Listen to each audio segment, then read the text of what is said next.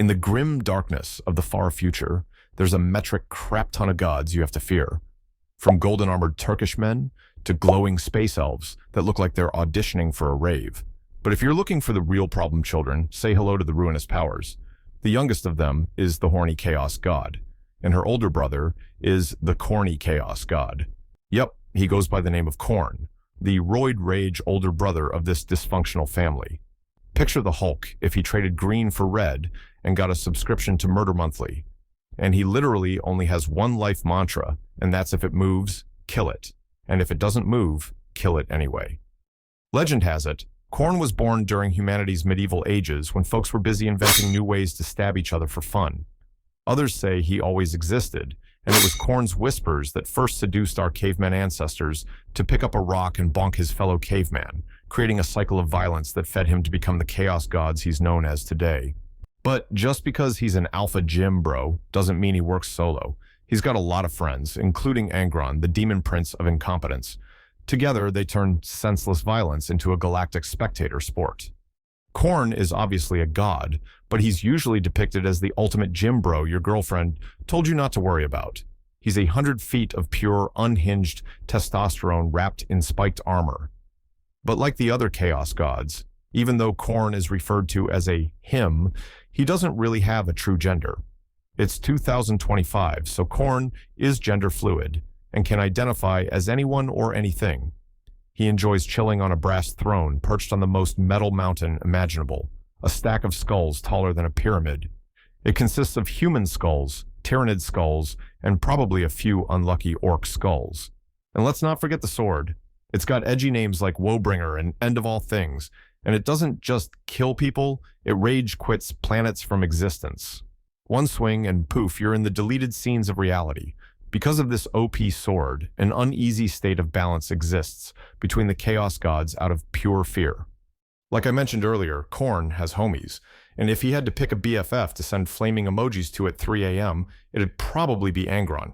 Of course, before Angron became a raging beast, he was one of the Emperor's primarchs, back when Big E was trying to unify the galaxy. But thanks to the scattering, Angron didn't grow up in a loving family with the Emperor. Instead, baby Angron crash-landed on Nuceria, where slavers found him and hauled him off to their gladiator pits. There, young Angron was raised to be the headliner in the fighting pits, slicing and dicing his way to fame like a blood-soaked Spartacus. Somewhere along the way, he got himself a gladiator buddy who became his father figure.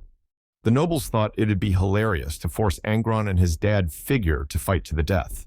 He refused, so they introduced him to the Butcher's Nails, a fun little piece of tech designed to turn anger into roid rage. Angron goes berserk after the surgery and kills his gladiator bestie in a murder frenzy. With nothing left to lose, Angron pulls a full Braveheart, grabs his fellow slaves, and storms off to the mountains to wage guerrilla warfare against the slavers. For a bit, things look like they might turn into an underdog success story, but this isn't the Hunger Games, it's Warhammer 40k, where happy endings don't fucking exist. Angron and his crew get wrecked, and they're on the verge of a glorious last stand when the Emperor finally decides to show up. Big E descends and offers Angron a new job with full benefits.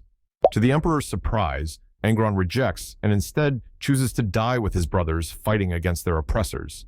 The Emperor, clearly unfamiliar with the concept of consent, just teleports Angron to his ship instead. From orbit, Angron gets a front row seat as his comrades are annihilated and turned into hamburger meat. Angron was basically super pissed that Big E didn't help his brothers down below, but also denied him the right to die with them. Yeah, from then on, he had major daddy issues, which probably led to his eventual betrayal and becoming butt buddies with Khorne. Moving forward, the Emperor kindly gifted him his own legion, the World Eaters. Angron initially wanted nothing to do with them. He ignored most of his sons, murdered a few for sport, and forced the rest to undergo butcher nail surgery, which had a 100% fatality rate. Khorne was probably laughing somewhere in the warp. What angered him the most about the World Eaters is because he thought they were weak as fuck. They couldn't conquer planets fast enough, and they couldn't survive the butcher nail operations, which is ironic considering he was one of the few primarchs that failed to conquer his world and ended up being a slave himself. Eventually, one of Angron's minions figures out how to make the butcher nail surgery less fatal, He immediately decreed that everyone in the Legion get nailed, literally. The resulting rage-boosted World Eaters turned into the galaxy's angriest wrecking crew, and they fucked a lot of shit up. This caught the Emperor's attention, and he was not impressed.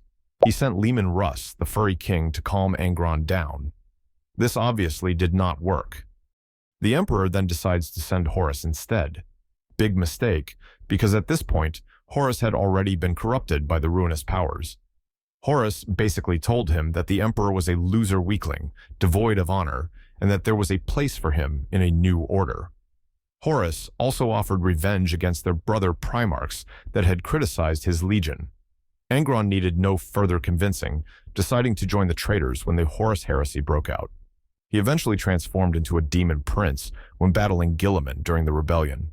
After his evolution, Angron and the World Eaters just went berserk and didn't listen to Horus at all. They did whatever the fuck they wanted, and nobody could really control them. The World Eaters just added to the chaotic clusterfuck.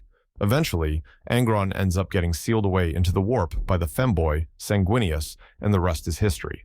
After the heresy and the defeat of the traitors, the World Eaters ran like pussies to the Eye of Terror.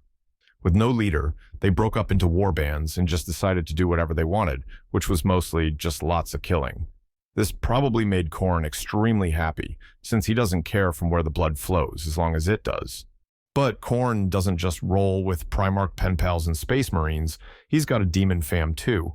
And like any squad, they range from underwhelming to an absolute unit. In other words, they can be ranked from lesser demons to greater demons. Starting with the budget models, we've got the Bloodletters, Khorne's cannon fodder. These little red goat demons might look like they escaped from a satanic petting zoo, but they're packing hellblades and a bad attitude. They're the vanguard of every bloody charge. Basically, the chaos version of interns, overworked, underappreciated, and expendable. Next, we've got Juggernauts. These guys are like rhinos with gym memberships, covered in metal plates and fueled by pure rage. Once they start running, nothing stops them. Not walls, not tanks, and definitely not your mom at a Black Friday sale. But why stop at goats or rhinos when you can just mash them together? Games Workshop had a brain blast idea to create this monstrosity. By combining the Bloodletters and Juggernauts, they created the Blood Crushers. This way, Khorne has his very own cavalry units. And of course, no army is complete without a man's best friend. Fleshhounds are his adoptive murder puppies. Khorne couldn't just leave them at a shelter, so he brought them home to join the family. But being part of this family isn't exactly picnics and belly rubs. It's more like endless blood, carnage, and occasional fetch with someone's head. Now, moving on to Khorne's greater demons, we have the Bloodthirsters. They look like the stereotypical satanic beasts. Not much to say here, aside from the fact that they are some of the most powerful warriors on the battlefield. But even Bloodthirsters get upstaged by the real MVPs, known as the Demon Princes. These are Khorne's chosen few, souls who started at the bottom, whether you're Hive scum or Space Marines, and worked their way up by killing everything in sight. After enough victories and body counts, they hit the jackpot, which is a bloody LinkedIn endorsement from Khorne himself and a promotion to demonic royalty. Khorne's policy is simple: meritocracy through murder. No nepotism here, just an equal opportunity bloodbath. If you keep the skulls rolling, you can be blessed with horrifying powers and a front row seat to eternal carnage. Now, you might think Khorne only hangs out with edgy humans and beast demons, but guess what? Big Red has a secret bestie he doesn't want you to know about, and his name is Tuska, the demon Killa. This orc warlord looked at the Eye of Terror and said, bet. He and the boys threw themselves straight into chaos itself, not for glory, not for strategy, but just to punch demons in the face. And for a while, it worked. He tore through demon worlds, leaving a wake of blood, gore, and pure, unhinged joy. But then came the final boss fight, a demon prince of Khorne. Predictably, the orcs got absolutely bodied. Tuska dies. His boys die with him. But Khorne? Oh, Khorne was feeling things. All this battling and bloodshed gave him a boner. Instead of letting Tuska's story end there, Khorne brought the entire horde to his domain and hit the reset button over and over. He resurrected the horde every single day to fight, die, and repeat in an eternal loop of ultraviolence. For the orcs, this was paradise. Unending war, zero consequences, pure dopamine. For Khorne, it was an endless supply of murder-fuel entertainment. Everybody won. That concludes today's episode. Please remember to like and subscribe if you enjoyed it. Feel free to leave a comment below on what faction I should cover next. Also, if you want to support the channel, please visit my shop in the link in the description for some Warhammer 40k LEGO figures.